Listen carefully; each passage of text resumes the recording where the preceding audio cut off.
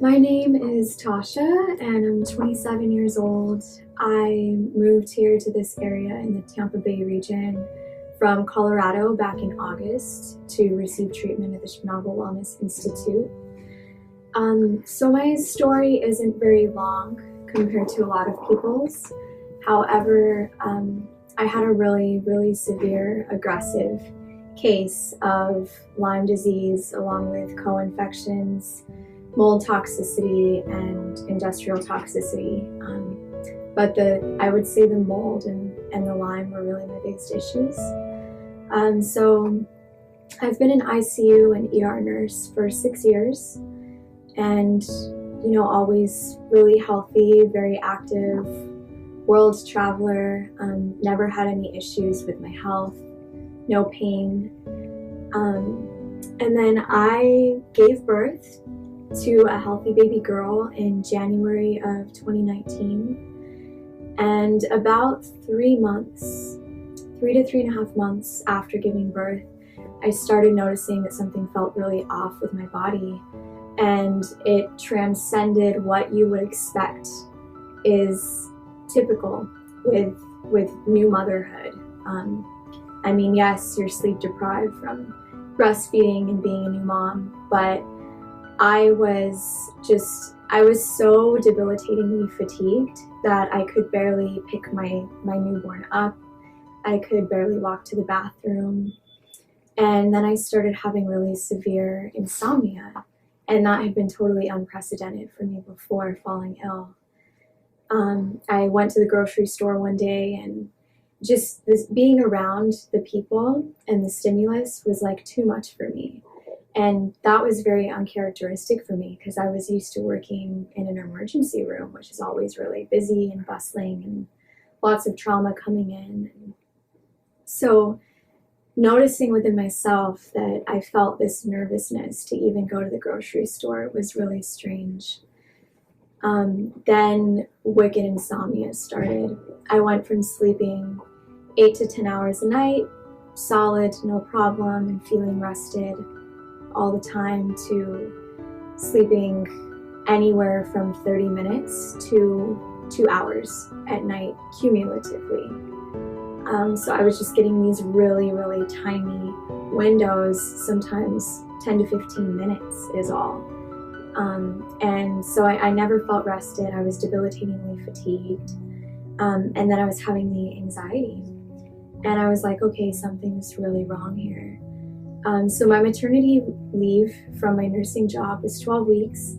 I went back to work and I made it halfway through my first shift. And then I pretty much, just went to my charge nurse and I was like, I don't know what's going on, but I slept an hour last night and, I'm struggling to do math right now. I'm having a hard time calculating my drips that I have to hang on my patients, and this is really weird. My brain feels like mush. I don't really even feel safe to be at work right now. So yeah, my charge nurse took over my patients and I went home to just try and sleep in preparation for the next shift, and same thing, I didn't sleep. And yeah, I resigned from my position because I knew then that I needed to figure out what was going on and actually go to a doctor myself and become the patient. So I saw pretty much every type of doctor, ending in the word ologist. I saw cardiac, GI, immune, neurology, the whole gamut. And they just told me that it was postpartum depression and or psychosis, and that my symptoms were purely psychosomatic. And so I felt really defeated, especially as a healthcare practitioner. I felt like nobody was really listening to me and heeding what I was really saying, like this is not me, something's really off with my body. So yeah, all of their findings came back pretty much unremarkable. I had MRIs, CAT scans to most of my body, but they couldn't really find anything. And my lab work looked fine overall. So I went home and they tried giving me all of these antidepressants, which I never ended up taking because I was very hesitant to get on SSRIs. Just knowing how hard it can be to get off of them. But I was really getting worse and worse, and it got to the point where I was having intermittent paralysis to the right side of my body that would last 10 to 14 hours. I never really knew when it was going to come on and then when it was going to go away. Thankfully, it would always go away eventually, but I started having seizures. I started having amnesia and severe memory loss. I couldn't read, I couldn't write, and I was pretty much had aphasia, like I was nonverbal. Somebody would say something to me, and if I was able to respond, it would take me about 20 to 30 seconds to gather my thoughts, and then I would get halfway through a sentence and not remember what the response was about or what the person had asked me. So I honestly felt like an invalid, and I was a new mom and I had a child who I couldn't even take care of. So there was so much guilt and just overall dissatisfaction with my life. I felt worthless to go from being a nurse and an excited soon-to-be mom to not being able to get out of bed or care for myself, let alone my child. So thankfully I had an amazing support network of family and friends that, bridged together and helped me get through those months when we really weren't sure if I was going to make it. I also went through, just periods of extreme unrelenting depression and suicidal ideation in conjunction with the insomnia.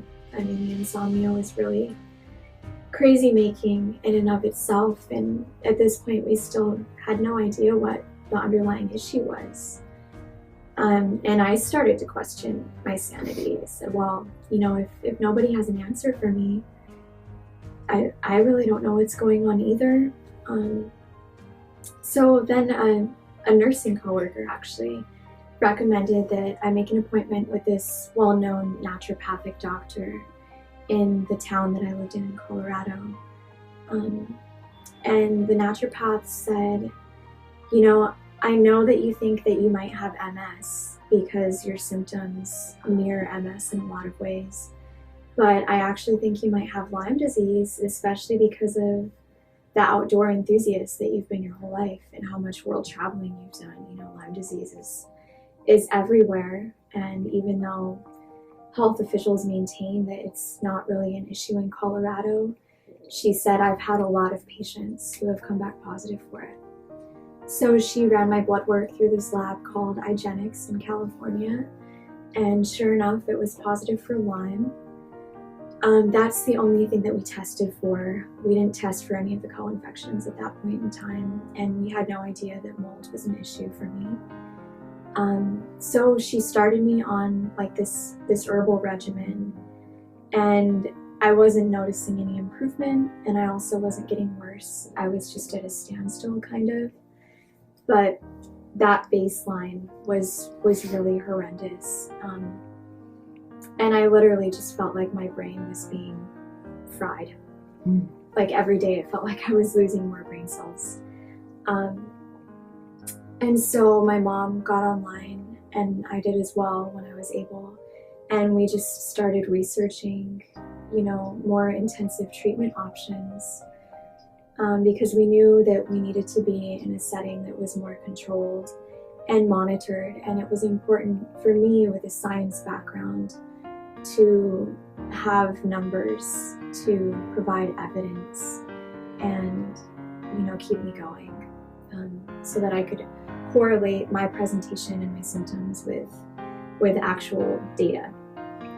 And so I don't even remember how we ended up finding Sponaugle through the internet, but somehow it came through, and we contacted Debbie, the coordinator, and there was an opening, and we showed up as soon as we possibly could, because we were in such a dire situation.